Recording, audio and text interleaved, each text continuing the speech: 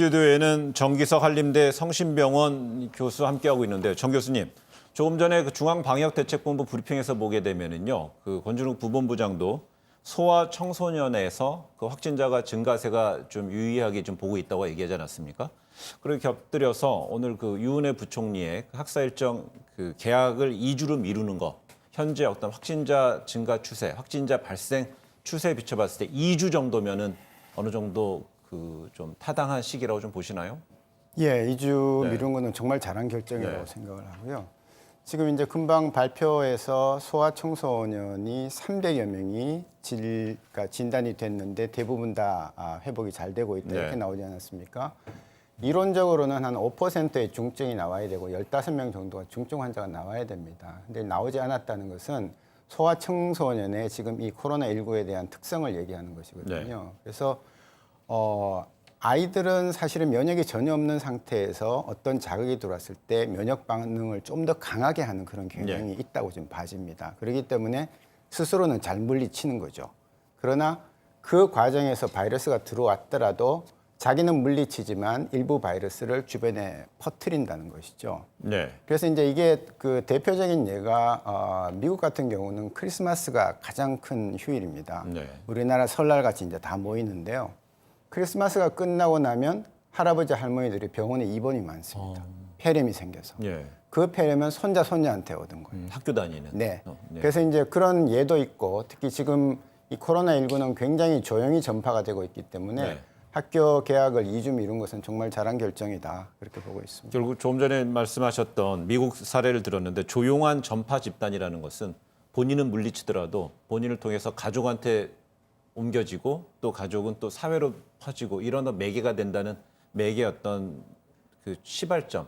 그래서 조용한 전파자 이런 얘기를 하는 건가요?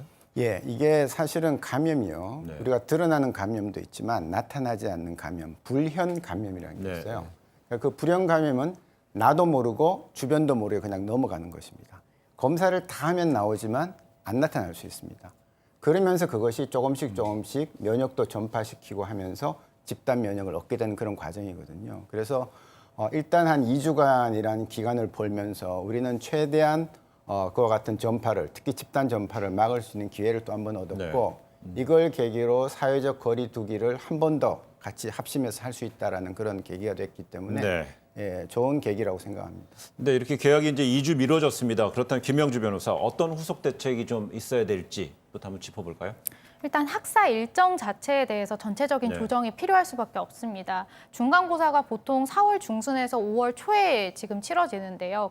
개학이 5주나 밀렸기 때문에 당연히 지금 5월 말쯤으로 되지 않을까 하는 예측입니다. 그래서 이제 서울시 교육청 같은 경우는 지필고사가 아니라 수행평가 등으로 가름을 하라라는 이야기를 했는데 네. 학생들의 입장에서는 이게 공정성에 있어서 지필고사가 가장 정확하지 않냐, 그리고 학부모들도 어느 정도 반발의 목소리가 나오는 그런 상황이거든요. 네. 이런 식으로 계속 뭐 개학을 연기하는 것은 방역적인 측면에서 굉장히 긍정적이지만 학사 일정 1년에 대해서 전반적인 조정을 하지 않는다면 계속해서 불안감이 증폭되지 않을까 그런 상황이고요. 네. 그리고 아무래도 가정 내에서 교육을 할 수밖에 없는 그런 상황이다 보니 예. 긴급 돌봄에 대한 지원이 조금 더 필요하지 않을까 그런 측면이 있습니다. 예.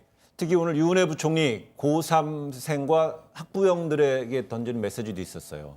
사실 학부형들에서 이제 가장 많이 나왔던 부분은 네. 4월로 개학을 하면 혹시 자녀가 계시면 아시겠지만 수시 입시 일자가 8월 31일 날부터 시작을 하게 됩니다. 그러면 수시가 굉장히 복잡하고 그중에서 가장 중요한 게 학교 생활 기록부를 작성해야 되는데 이런 시간이 절대적으로 부족하다. 두 번째는 저희들이 뭐 수업 일수가 뒤로 연기되면 여름방학도 뒤로 갈 수 있지만 이때 학생들이 또 하나 준비해야 될 게 학생들은 자기소개서를 준비해야 되는데 그 시간이 부족하다 그래서 학부형들은 이 부분에 대해서 많은 걱정을 했는데요. 예. 이번에 이제 부총리 겸 교육부 장관도 이 부분에 전적으로 공감한다라고 이야기를 하면서 여러 가지 대안을 점검하고 있고 오늘 주신 메시지 중에 가장 중요한 메시지는 대입 일정 조정도 검토하고 있다 이렇게 밝혔습니다. 네, 앞서 조희연 서울시 교육감이 정규직 교직원을 일 안 해도 월급을 받는 그룹이라고 지칭해서 논란이 되기도 했는데 그렇다면 그 개학이 2주 더 미뤄지게 되면은 이 휴업에 따른 학교 비정규직의 어떤 생계 대책 또 좀 주목이 되는데 신아람 기자 어떤 내용이 좀 있을까요?